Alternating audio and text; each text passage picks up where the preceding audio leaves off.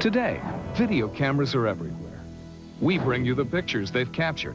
Sometimes it's serious, sometimes it's funny, but it's always real TV. A desperate search for a hiker missing for days, and the blinding snow wreaks havoc with the rescue. Attention all stations, attention all stations. Look out below! What a way to reach the North Pole, by parachute. Take a look at the genius who thought that a garbage bag would be enough to get away with robbery. And the mother dog who waits while her puppies are saved by heroes. For Thursday, March 26, 1998, this is Real TV.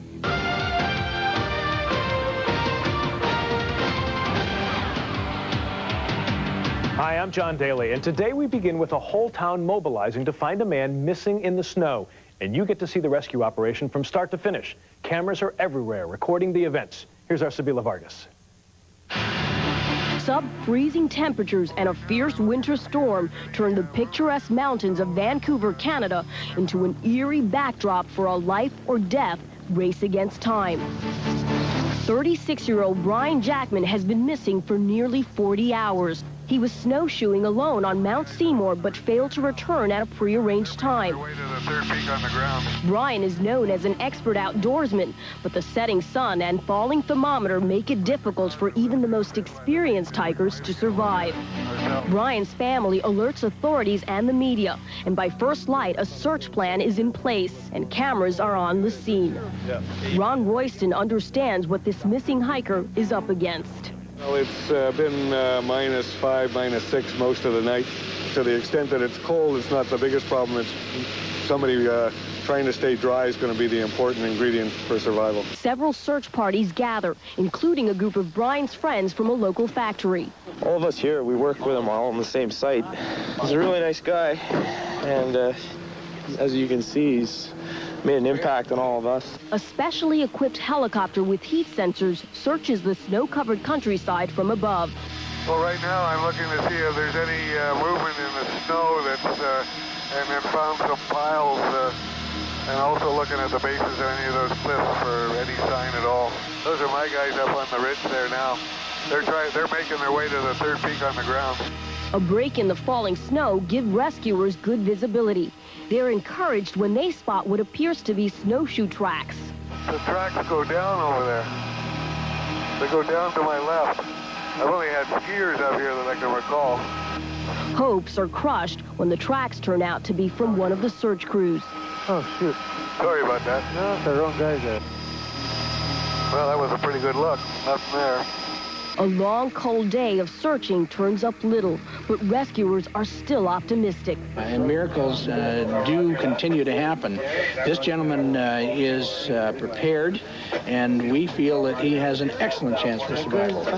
By dawn, the rescue effort expands. 40 searchers from 3 separate regions are now on scene. The tireless rescue teams have been searching for nearly 2 full days when they finally hear the news they've been praying for. They found some tracks and they followed it down, so it looks good. Attention all stations, attention all stations. This is Rescue 1. The subject has been located. We're recalling all units. Please call in by number. Okay. It's great. Yeah, that's real great. Actually saw him standing on the ledge, just waving to us. We were trying to ask him about his radio call sign, and he's just waving like this. And we were thinking, well, why doesn't he turn on his radio? Look at the guy. He's got the yellow pants on. That's the guy right there, for Pete's sake. Brian is alive, but in a bad spot. He's stuck on an isolated ridge, and darkness is falling. The rescue attempt will be difficult. We're going to go up to the subject, not that far from where the subject is located, and quickly bring him down because the cloud cover is moving into this area. He's got to have come down from the top. Maybe he looked over here and thought this is the way to get out to Vancouver, but he sure picked the wrong route, didn't he? After nearly 42 hours in freezing conditions, Brian is plucked from the jagged ridge and lowered to safety. Set 1, 2, 3. Welcome back. Thanks. In the hospital, Brian tells family and friends how he became stranded. I lost my footing. I slid down in between some trees, and it dropped me off into a ravine. You truly understand how lucky Brian is to have survived the rugged mountainside and the bitter cold. An adventure his wife says marks the last time she will ever let him hike alone. Can't blame her. Now, Brian dislocated his shoulder and broke his kneecap in addition to suffering from hypothermia. But he feels worse about all those people who had to take time out to find him. Now, in New York, it seemed like the sky was falling recently. This is no Chicken Little story. The proof is in the tape. 30 stories above New York's Madison Avenue, a buckled scaffold dangles precariously, then collapses. A news cameraman takes the shot, then runs to get clear of the falling debris. Firemen arrive and evacuate the entire block. Then emergency workers ponder what to do about the danger from a dangling net holding 1,500 pounds of broken bricks. Firemen get the net down safely, and life goes on in the Big Apple. Amazingly, there are only 2 minor injuries from this debris hitting the sidewalks of New York. But it caused a major traffic nightmare for weeks. Madison Avenue, a busy Manhattan artery, was shut down for days while the building was reinforced. Well, our next 3 tapes were recorded by store security cameras. They show some criminals who are, well, they're not too swift. When robbing a bank, most robbers usually bring a gun, but in some cases it's also a good idea to bring a belt. Surveillance video in this Indianapolis bank reveals more than this guy's face as he rifles through the teller's drawers. It was a brief robbery, and by the time he made it out the door, his pants were down to his ankles. In Cannon Falls, Minnesota, another heist is in the works, and in this case, the would-be burglars are definitely a few sheets shy of a full load. These guys are trying to rip off a laundromat, but they can't figure out how to break into the machine.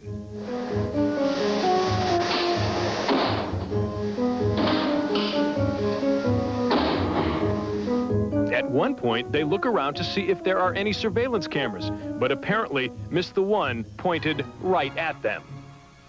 They cause $900 worth of damage, and ironically, they never did break into the machine, which contained a whopping $15. And in Little Rock, Arkansas, there's a burglar smart enough to know about the surveillance camera, but dumb enough to put a garbage bag over his head.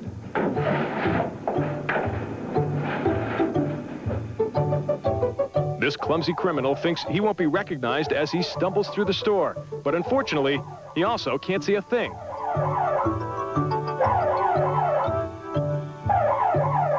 Later, he returns with eye holes and a flashlight.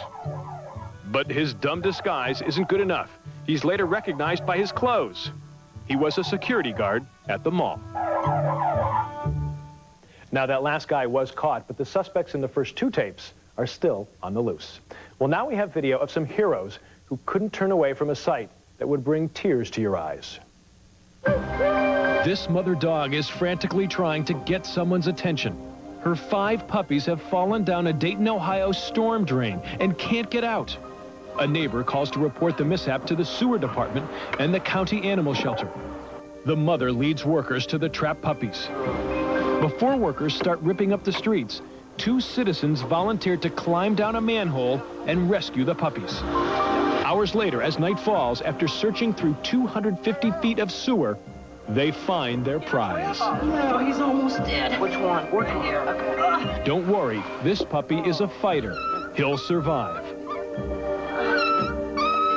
All right. Ellen Paul is one of the rescuers who went in after the scared puppies. They saw Earl first. He was in front of me. They've been crying since Friday to get out, so they were just happy to see somebody, I'm sure. Apparently, rescuing the puppies isn't the only thing Earl Foster is willing to do. If nobody don't claim them, I will take them. All 5 puppies are happy to be reunited with their mother. And Mom can finally breathe a sigh of relief now that her family is back together and recuperating at the county animal shelter. Now, do you have some great home video, or is there some tape you've always wanted to see but couldn't find? Well, we'll do our best to find it for you. Give us a call at 1-888-REAL-TV1. We'll be right back. Up next, they're jumping onto the top of the world. Later, home video of the racer who forgot to keep his eye on the leader. And you'll see why the football team went into a huddle during the middle of the play. And it's a rush hour stampede. We'll be right back. Welcome back to the show where you shoot it and we show it. How's this for a vacation video? The object of this trip is to jump onto the top of the world. This polar expedition begins in northern Siberia, where elite skydivers from around the world are embarking on the ultimate adventure, a 10,000-foot parachute jump onto the North Pole. To reach the snowy destination, they must first endure 10 hours on board a cramped Russian cargo plane.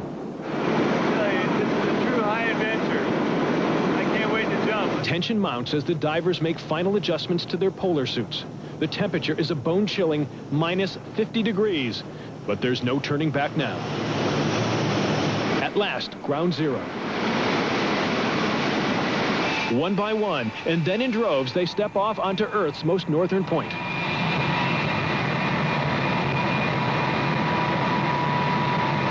Finally, photojournalist Max Dirter and his camera take the plunge. Watch and listen from his point of view. It's like breaking the umbilical cord. You are leaving the comfort and warmth and safety of that airplane, and next moment you are outside in a cruel, cold air right above the top of the world.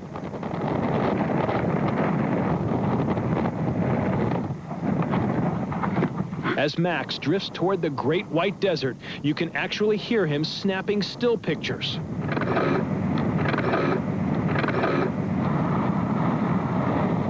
After a breathtaking ride, he makes a picture-perfect landing. Welcome to the North Pole. Yeah, my nose is frozen.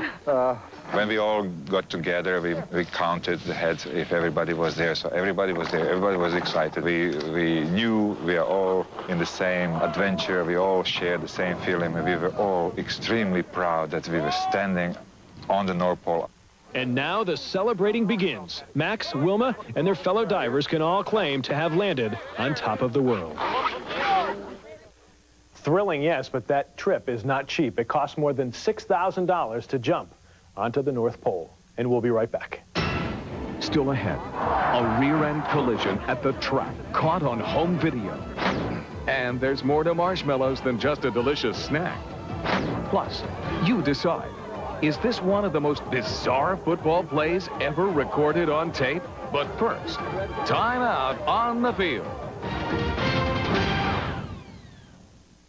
Don't blink. You're watching Realtv. Well, it's an unusual race course configuration, a figure 8 in Riverhead, New York. There's danger everywhere, especially where the track intersects. As our John Johnston shows us, that's why the fans and the drivers like it. Bruce Snow with the green flag in hand. The green flag drops at the Riverhead Raceway in Long Island, New York. Stock cars rip around a figure 8 track. Keep an eye on car number 83. Bobby Lord. Driver Joe Larson is having trouble. He pulls over to the side. Harrison will hold the lead in the Stan and Renee Toys number 8. After running through a checklist, Joe works out the kinks in the car and decides to get back in the race. Ron Harrison. He waits for the last car to clear, but he forgets to keep his eye on the leader. Bobby Lord trying him. Joe Larson heavy into the wall here in the front stretch. Now, the race is to save Joe's life. Rescue crews rush in.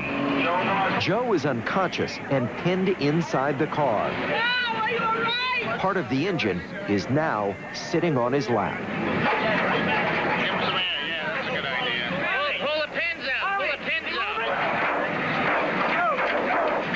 Here he comes. After almost an hour, they cut Joe out of the mangled metal. He's alive, but his legs are badly broken. I have no recollection of the day, in fact. If it wasn't for the tape, I wouldn't have known what happened. There wasn't a savable piece on the car. The motor had come through the firewall and had crushed my leg. It broke my leg in 2 places, turned and dislocated my ankle, and my hands were hurt. I was bruised from head to toe. Doctors told Joe he'd be crippled for life, but he beat the odds and is walking again. In fact, he's walked away from racing. When I look at the tape, I do at times get emotional over it because you see the friends and my family was there, my children were there. My uncle races with me. He was there holding my hand. Every once in a while, Joe gets the urge to race again. Then he sticks this tape into his VCR, and that urge is gone.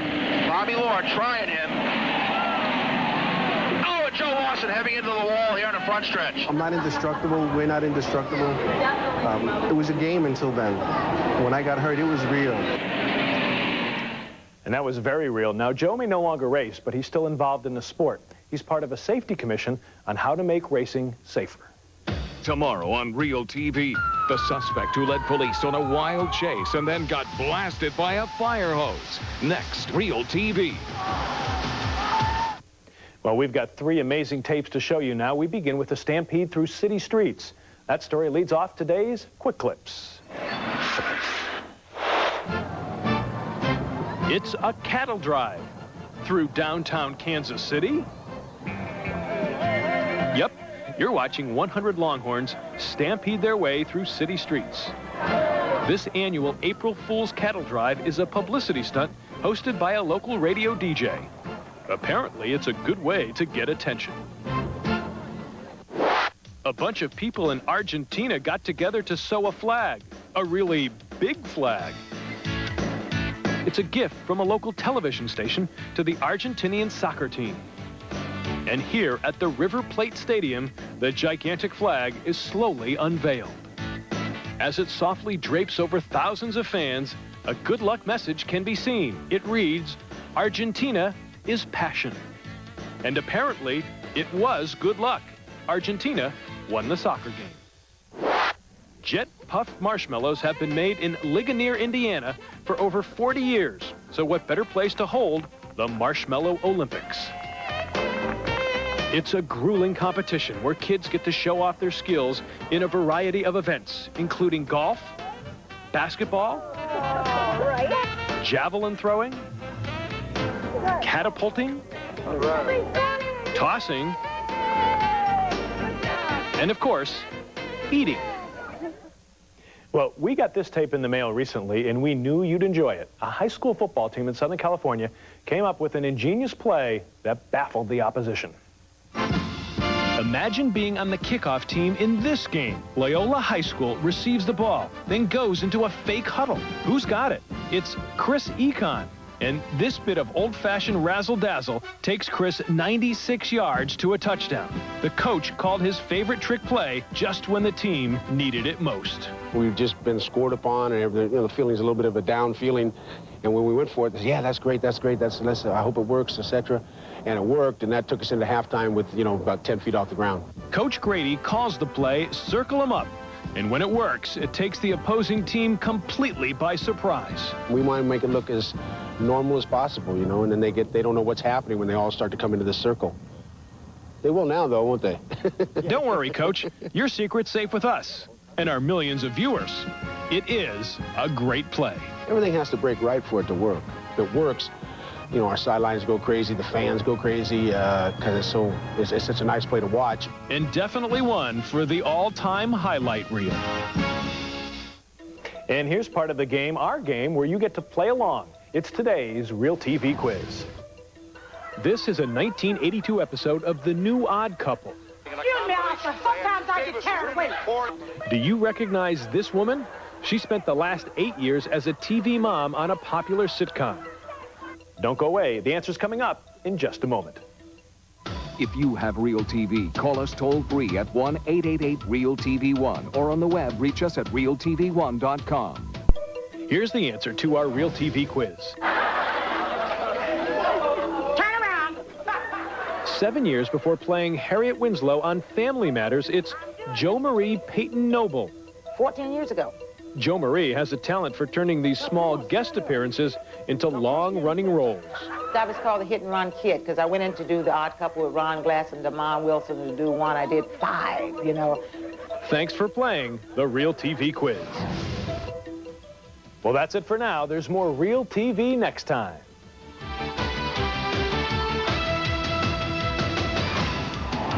Oh, and Joe Lawson heaving into the wall here in the front stretch.